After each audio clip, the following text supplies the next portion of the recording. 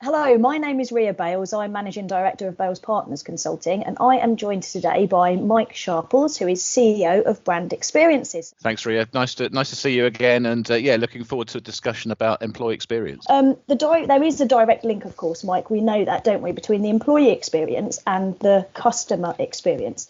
And I think, that's a concept that has been around some time now, isn't it? That whole kind of principle of you want to treat your employees in the same way that you would want them to treat your customers. And I think, you've got companies, big, small, through the whole range that have adopted that as a kind of as a business development and as a leadership type style. But I guess what has struck me is that hasn't really permeated the entire way through kind of our cultures and our working practices. And maybe the sense that I get is that, or what I have seen, I think is that maybe the employee experience just doesn't get the space or the time around the decision-making table as what the customer experience does. And I wonder if that is because it's a bit more difficult, isn't it, to have that direct link from profit to the employee experience as it is that is so obviously from profit to the customer experience. What do you think?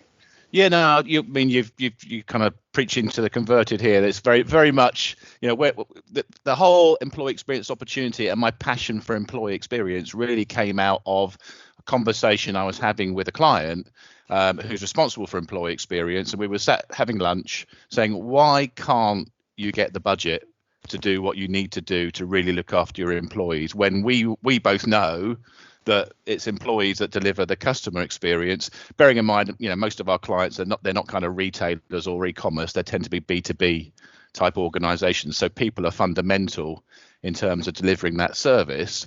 Why is that? And the conclusion we came to was exactly what you said there, that boards don't see that direct correlation between spending £1 on looking after your employees. Where's that return going to come from? So we started to explore why that is. And we've got a number of reasons as to why we think that situation arises.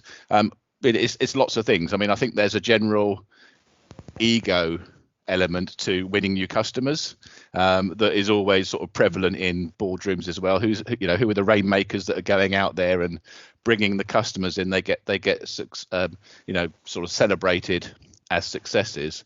But what we felt is that the ROI is just not really understood, and the people that are responsible for employees are generally not as good at making that business case as the people that look after customers, who are much more kind of customer focused, customer facing, can be more confident, more sales orientated.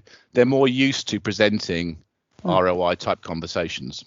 Yeah, that kind of business case and the language of finance and business development, exactly, they kind of utilise that probably a bit more successfully, don't they? Talk to us a little bit, Mike, about, you've done a survey last year in 2020, didn't you? The Employee Experience Opportunity, a survey which you did with the Institute of Internal Communications. And there were some really big, meaty topics in there, wasn't there? Kind of the attitude to work, leadership, change management. Maybe tell us, what were the highlights that came through that survey for you? Yeah, there were quite a few. I've made notes of a few of them as part of this conversation, really, because I knew you were going to be asking me about it. But can I just make one point before I do that, which is about the ROI? Because I think there's still this perception that £1 spent on acquiring new customers will deliver more value than £1 spent on looking after employees. And I think we really want to bust that myth. So one of the things that we have focused on is actually an ROI calculator for employee experience. And when we've run that, we believe there's a much bigger potential ROI for investing in your people. And it's also much easier to realize. There's a big gap between spending £1 on trying to acquire more customers and revenue coming through the door. I mean, those campaigns have got to hit, people have got to engage with them. They've got to then buy a product or service off the back of that, and you've got to be able to deliver that and turn it into invoiceable revenue. Whereas for most organizations, their biggest cost every month is their people. Yeah. If they can actually generate more productivity, and I think that's the key word, that's the thing that we're trying to help employee experience people changed the language they use. So rather than talking about, retention rates and sickness and those types of things, which are important but relatively small, focus on the big number, which is productivity. And if you just a very small increase in productivity applied to all your people, you'll get that benefit straight away, and you'll get it every single month. So I think the more we can kind of help people have those conversations, that's kind of, that's why I get kind of passionate about it, because I think we could actually have quite a big impact and help people get what they need. And that's really important, I think, at this moment in time as well, Mike, when you're going through, when kind of the nation is going through, massive change, largely driven by COVID. What tends to happen in tough financial environments is that people cut money. Quite often, they cut first on marketing, training, people aspects, don't they? And they try and pull back on those. And there's an argument, of course, which is actually that's where you need to invest. And presumably that productivity argument, really, really strong aspects around demonstrating ROI becomes even more important, doesn't it? Yeah, absolutely. So I think the one thing that organizations are now looking at is how do they get back to being as productive as they were before the pandemic, and then the original problems they had, which is how are they going to grow their organization. People talk about the war for talent, and it's hard to get the right people on board. So therefore, again, it makes sense to look at how can we get more out of our people. I'll just mention one stat from the survey, just to sort of come on to that point, because we wanted people to tell us how much more productive do you think you could be if you had the right tools at work. And I think that we were quite shocked by the numbers that came back. I mean, in terms of being 20% more productive, 65% of respondents believe they could be at least 20% more productive. So if you took someone's cost base for their people and actually generated another 20% value on top of that, that's quite big numbers, particularly if you can convert that into revenue because it's extra capacity. When we drop down to sort of, even at 30%, still 47% of people believe they could be 30% more productive than they are today. Almost half your workforce still is saying half your workforce could be a third more productive.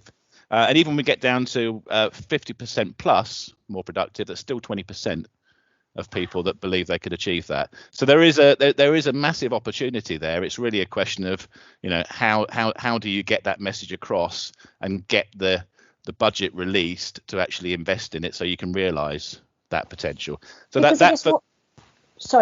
guess what you're then trying to then understand, isn't it, is about so there's this almost kind of wasted capacity that we're not getting out of our people and out of our teams. We've got people telling us that I've got more to give.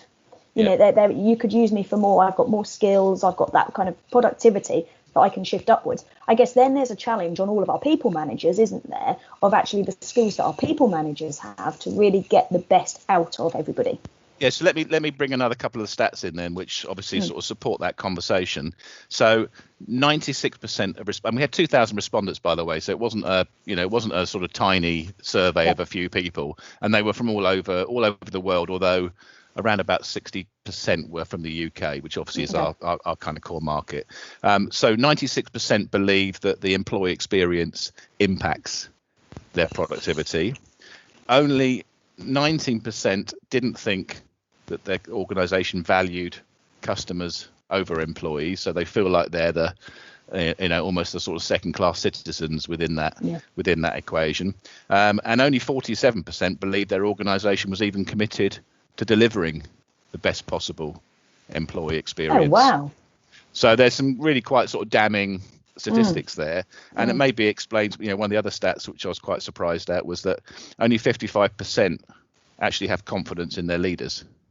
Oh, that's awful, isn't it? So you kind of, with that, the confidence in leaders piece married with that, the last stat that you then just said around, was it 47% were talking about that they didn't even think that there was a focus or a commitment to kind of even do that. Actually, that wraps up to me in a sense of kind of trust in your employer, doesn't it? That's really tough stats, I think, for leaders to hear. Yeah, I think so. I mean, and I guess the big sort of output from that, which again I was really surprised at this number, 58% of the respondents expect to leave their organization in the next 1 to 3 years. So there is a big issue there. But obviously the good news is they haven't left yet. There's still an opportunity to do something about it. We've got the right agenda now because, employees are kind of front and center in terms of the focus of organizations. If anything good has come out of this situation, then that's definitely something, a change of emphasis on looking after employees. But it's still, it still needs people to understand how to go about doing it. And that's kind of, that's the sort of, if you like, the tools that we're hoping to share with people to give them that kind of input and that kind of support, really. You've got an exciting new book coming out, haven't you? I have, yeah. Yes. Thanks for mentioning it. Called Monetizing the Employee Experience. It's really part of this whole sort of journey that I've been on, which is the realization that, despite what CEOs and leaders say about their employees, it doesn't follow through in terms of experience. And we set up a campaign really called the Employee Experience Opportunity to try and get parity between employee experience and customer experience, which is not, you might think that should already be the case, but it's clearly not. And the book is really an extension of that whole program. We wanted to do the survey to get the kind of our own unique research on this. And the book is really the practical side of it, which is, okay, so if you believe that employee experience should have parity with customer experience, and if you believe that the ROI is potentially stronger, how do you go about doing it? So the book is unashamedly ROI and monetarily focused, because I think that's what, when I talk to people about their kind of people experience, people talk about well-being, people talk about mental health, people talk about resilience, people talk about lots of things that are really important, but they're the sort of symptoms of the problem rather than the cause of the problem. The cause is actually people don't have the kind of experience at work that they deserve. Because there's a bit of, actually, this is such an enormous topic, isn't it? The employee experience, and how do you go about actually kind of reimagining what the employee experience is going to be like in your business? It's such an enormous topic. I can imagine quite often it gets put just in the too difficult to do box. And it drops down the to-do list, doesn't it? Rather than actually just taking chunks of what needs to be done, where the high impact pieces, what are the bits that we can just do a bite at a time and kind of move forward. We're having, as part of the Looking on Leadership series, Mike, we've got a number of different kind of leadership topics, and all of those kind of pull in together. We've got to talk with strategy, alignment, purpose, people feeling as though that they belong and that they are part of something, well-being. Modern leaders actually demonstrating that they do care about their workforce and that they're prepared to build an environment, an inclusive environment in which people feel safe and can actually do their best. So I think, there's so much, isn't there, aspects. It's really, really helpful to be able to break it down into those bite-sized chunks to be able to start making a difference. Yeah, no, I really, really relate to what you said there about in terms of just becoming in the too difficult to do box. So you kind of put it off. And I think the one thing that we've identified as part of the book is really to say that the one thing you can do that will have the biggest impact quickly is just affect people's motivation.